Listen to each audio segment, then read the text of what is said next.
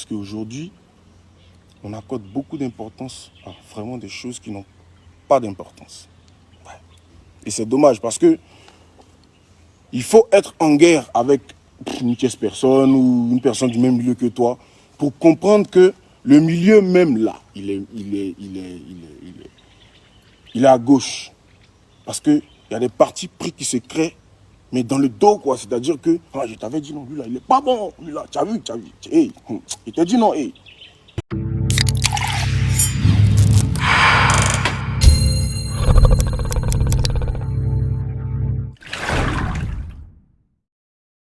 J'ai profité pour vous donner mes nouvelles et puis vous faire un petit coucou. Voilà, ce qui est important. Et vous expliquer que dorénavant, on fait place au travail désormais. Voilà. Mais pour revenir sur certaines choses, pour mes grands frères que j'ai eu offensés pendant mon direct, voilà. Je tiens aussi à présenter mes excuses si j'ai dû sortir des choses qui ont frustré beaucoup de personnes. C'est important, je veux le dire parce que je sais pourquoi je le fais. Voilà. Maintenant, pour mes fans, vous me connaissez, je ne suis pas un gars qui s'exhibe sur les réseaux, toujours là à crier. Non, moi, je ne suis pas comme ça. Quand je sors, c'est précis, c'est concis, c'est bien pour quelque chose. Et il fallait que je le fasse parce que j'avais vraiment remarqué certaines choses changer. Voilà. Donc, il fallait revenir et se rappeler qu'il y a le travail d'abord qui prime. Donc, voilà, je l'ai fait et puis voilà, ce qui a suivi a suivi. Mais, il y a un petit truc qui m'a un peu titillé l'esprit, vous voyez. Ça m'a un peu titillé l'esprit. C'était le dimanche, je ne sais même plus la date de mon direct, c'était quand. En tout cas, ce dimanche-là, ça a été un jour spécial parce que, un jour spécial pour moi en tant qu'amateur de réseaux sociaux, parce que c'était pour moi une première de faire quand même, je dis quoi, en direct comme ça, hein, ils étaient quoi, 13 000, 14 000 à me regarder en train de crier, en train de m'exhiber, en train de me mettre en colère, tout ça. Pourtant, bien avant ça, je faisais quand même des directs. Je faisais des directs où je partageais des gadgets aux gens. Je faisais ma musique.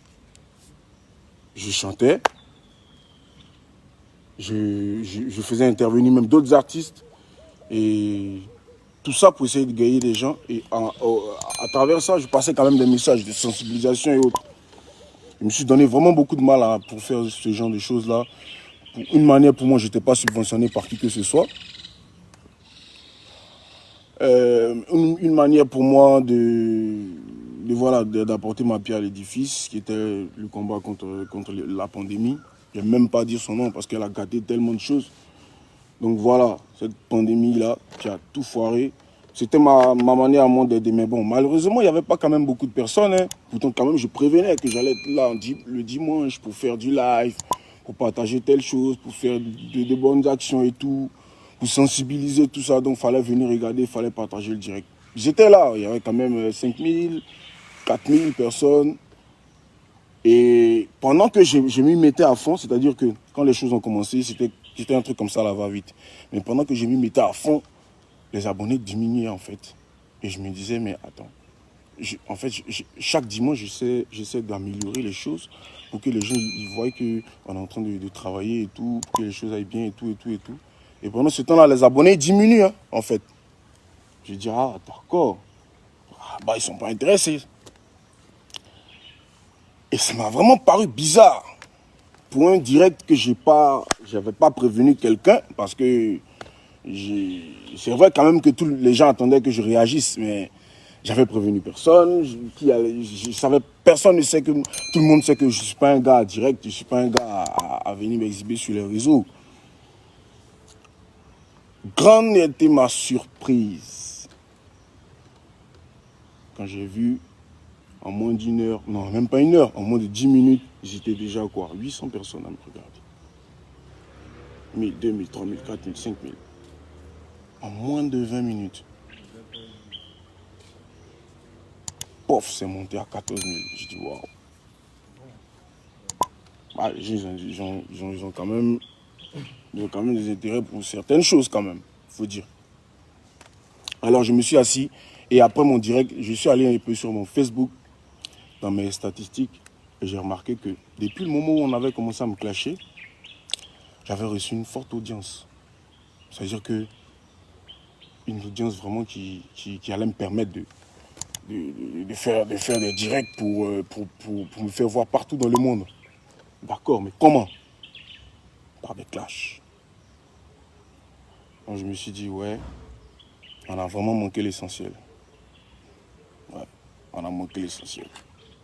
À la base, ce qu'on a traversé, moi je dis, toutes les personnes, c'est vrai que c'est pas encore fini, mais il faut dire qu'on a passé quand même des étapes un peu lourdes de cette pandémie-là. C'est vrai qu'elle n'est pas finie, mais on a quand même passé, parce qu'il y a des gens qui sont morts quand même. Il y a eu des milliers de morts dans le monde entier, on n'en compte même plus, on ne sait plus comment les classer et tout, etc. Donc, je me suis dit, normalement, on doit se considérer comme des... C'est quoi quand il y a un chaos et puis on est survivant, c'est ça, non?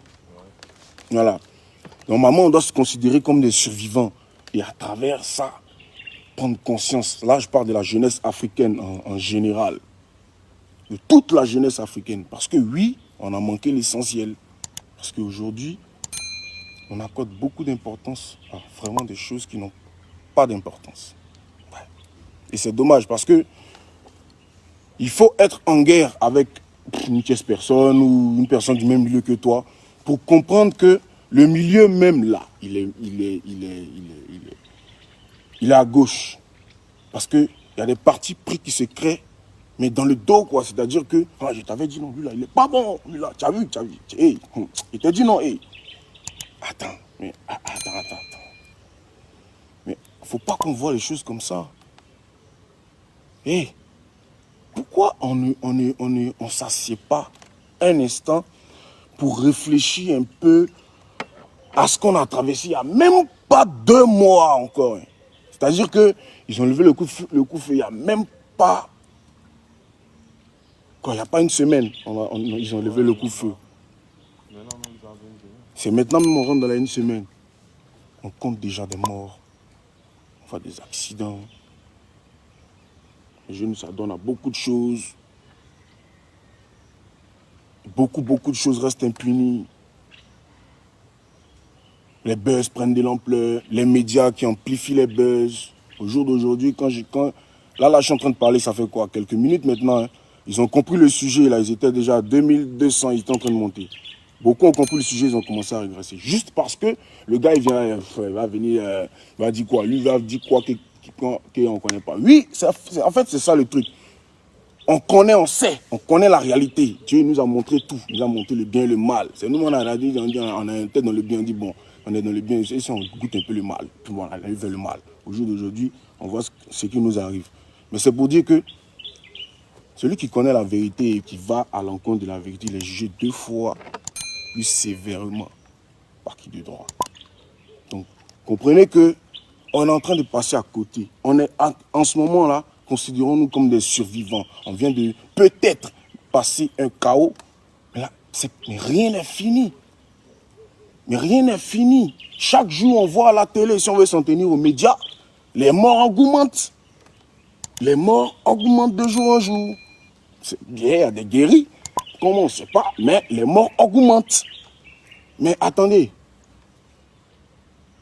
il faut qu'on prenne conscience que on est dans un monde qui est en train de se renverser. Les jeunes d'aujourd'hui sont trop concentrés sur des choses inutiles.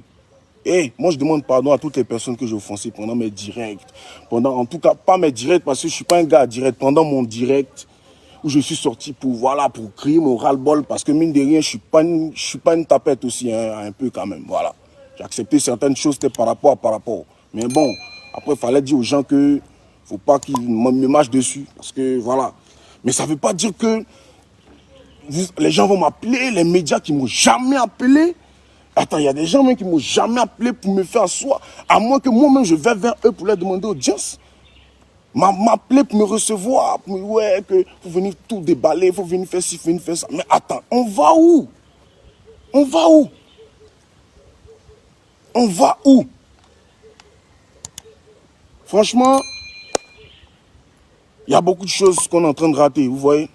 Et l'après-Covid, je disais tantôt que l'après-Covid sera rapide. C'est dans tous les domaines d'activité. Même dans les spirituels, ça sera rapide. Parce qu'on ne va pas voir les choses passer. Ouais, on ne va pas voir les choses passer, ça va aller vite. On n'a qu'à prendre conscience, s'asseoir, réfléchir. Et puis faire les choses essentielles pour nos vies. Parce que non seulement nos actions sont en train de nous faire pécher, et en même temps que ça nous fait pécher, ça fait du mal aux personnes qu'on prétend qu'on a aimées pendant qu'ils étaient sur la terre avec nous. Il y a plein de choses qu'on va regretter. Je vous dis la vérité. Asseyons-nous, réfléchissons et faisons des actions qui vont nous emmener au paradis. C'est tout ce qu'il faut. Arrêtons certaines choses inutiles. Jeunesse africaine, ne nous laissons pas embobiner par les buzz qui ne vont rien nous emmener. Au jour d'aujourd'hui, il y a des jeunes qui ne travaillent même pas, mais qui sont en Europe. Ils ne vont même pas chercher à travailler. Hein. Il y en a qui n'ont même pas de papiers. Mais chaque jour, ils sont sur Internet en train de s'exhiber juste pour avoir 1, 2, 3, 4, 5, 6, 7, 8, 9 000 likes. Ça vous donne quoi? Ça fait gagner à qui de droit?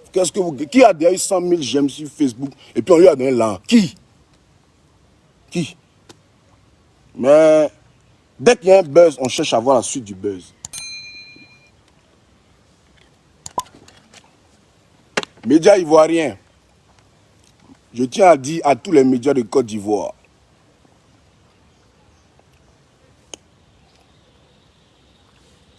Je pense que les prochaines apparitions d'Ariel Chéné sur vos médias seront pour remplir ma part du contrat que j'ai avec ma maison de production compte tenu de la promotion de mon album qui est en train de se faire. À part ça, le média qui va m'appeler pour me dire « Ouais, Chéné, viens, il y a tel, il y a buzz, il y a nani, il y a nana. » Je ne vais pas te parler mal parce que de toute façon, vous me connaissez. Moi, je parle parce que peut-être que c'est ma manière de parler qui va peut-être vous frustrer, mais je ne vais pas vous parler mal. Je vais vous ramener directement à la raison. Voilà. Vous êtes en train de tuer les talents. Vous êtes en train de tuer... En fait, les gens vous embobinent. Et vous êtes en train de tuer la musique, en fait.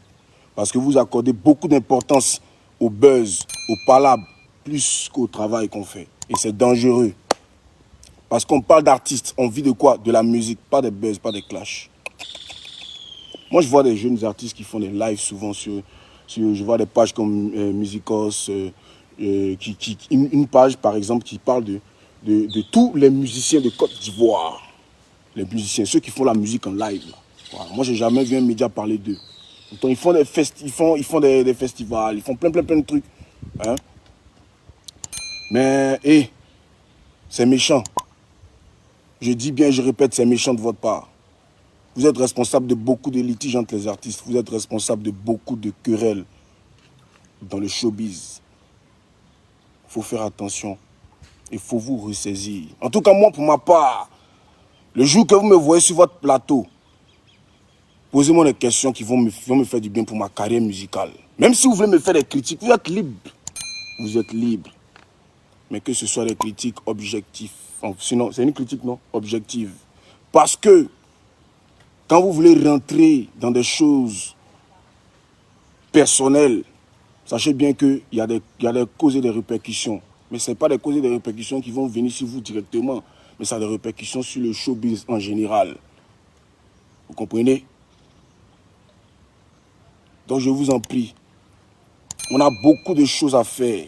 Il y a encore beaucoup de talents en Côte d'Ivoire. Je ne vais même pas parler d'ailleurs.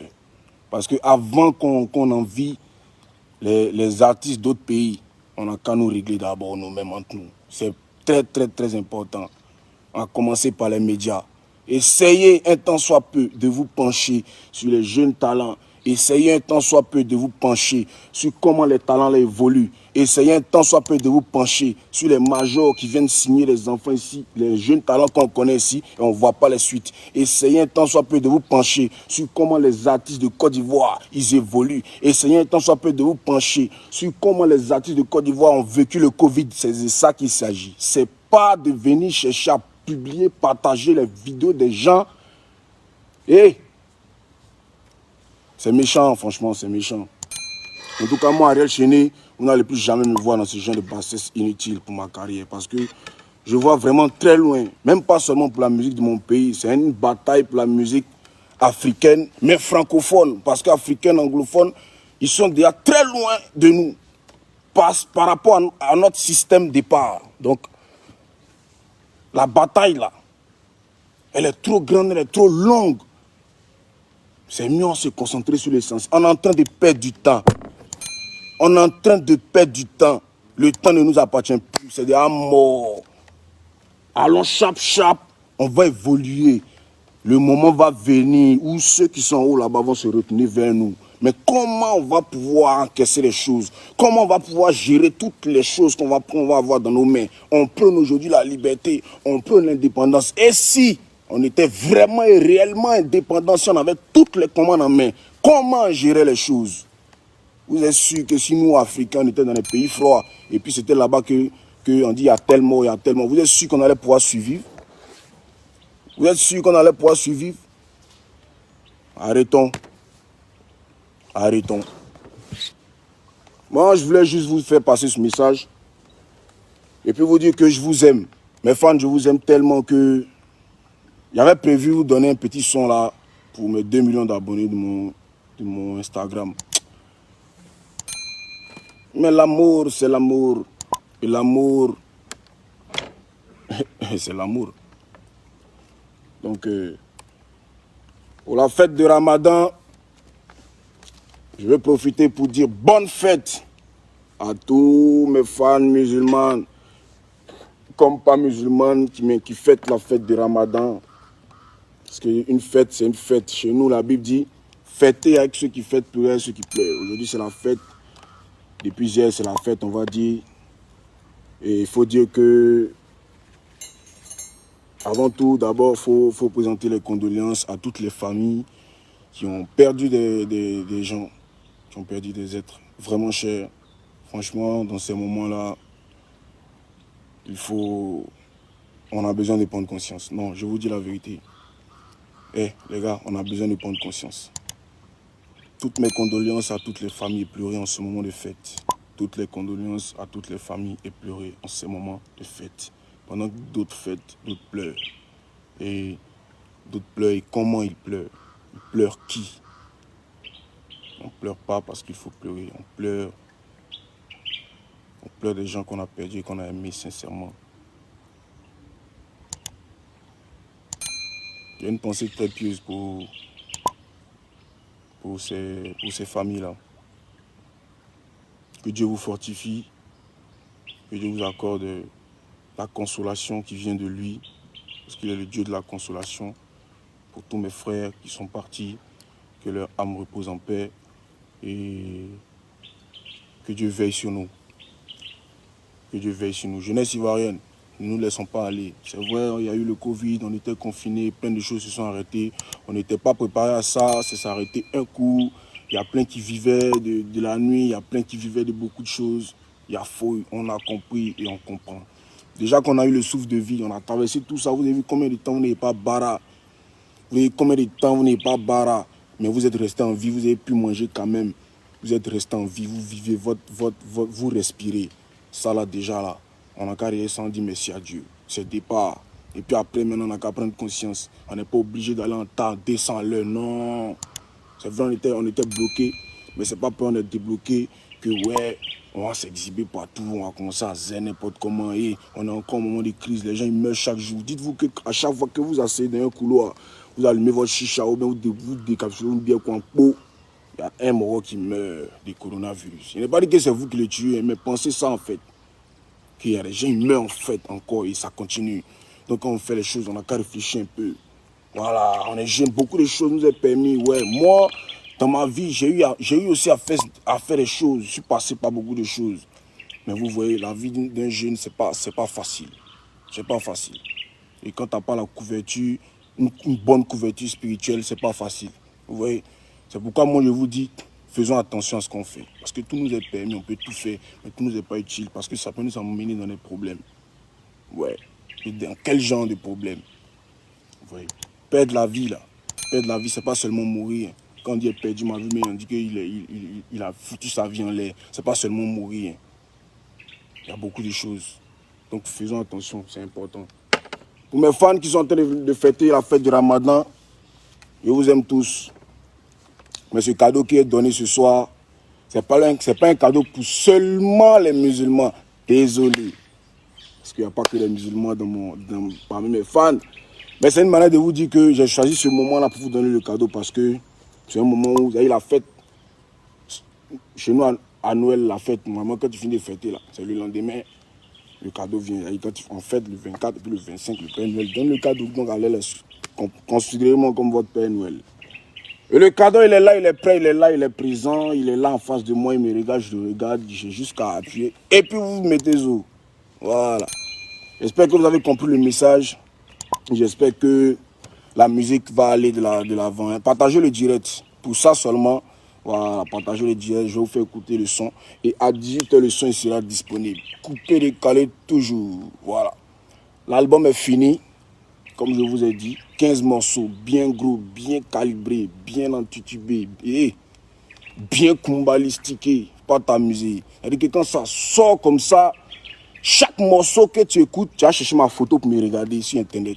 Pour voir si vraiment c'est bouche de lui là qui chante comme ça. Voilà, ça c'est moi qui te dis ça. Donc commence à t'apprêter. 15 morceaux, bien orchestrés. Pas jouer. Les dangereux ont travaillé dessus. Voilà. Le grand Momo Wanga Bara dessus. Merci aussi à Mr. Bay qui a fait un travail de ouf.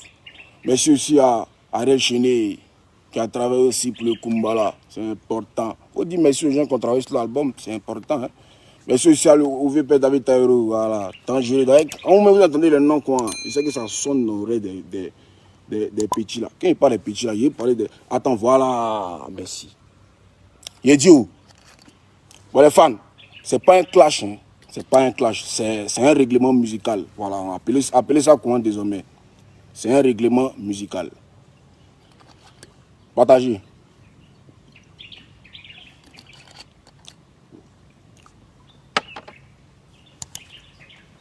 Partagez. Oh.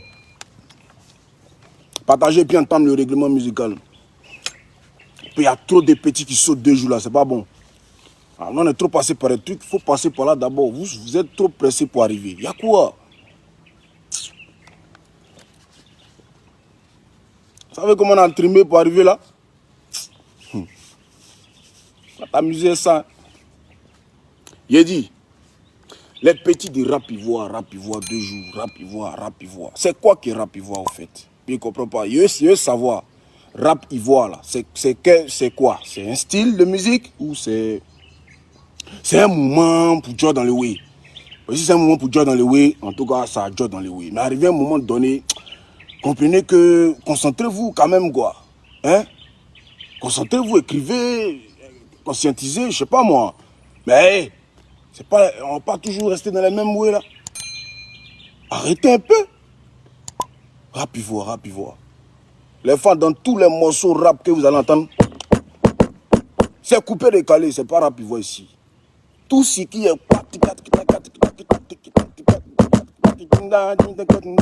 tout ça c'est coupé décalé. Donc c'est quoi le way? Hein? Pas parce qu'on n'a pas parlé, on n'a rien dit que vous allez commencer à... Vous avez vu non? Il a commencé à rentrer dans les way, c'est monté. Et Coriwa. Est-ce que vous aimez non vous donner ça à fouille? Mais en tout cas, comprenez que vos histoires de rap, voilà, à un moment donné, c'est une bonne musique, c'est le rap. Hein? Ouais, c'est le rap, c'est bon. Ça fait kiffer, c'est bon. Hein? Mais hey, allez là, 2 jours là, il y a trop de petits découpés décalés. En fait, les nouveaux petits de rap, voilà, c'est les déchus découpés décalés en fait. Je vous explique. C'est-à-dire que c'est les petits Atalagoumane. Voilà, c'est les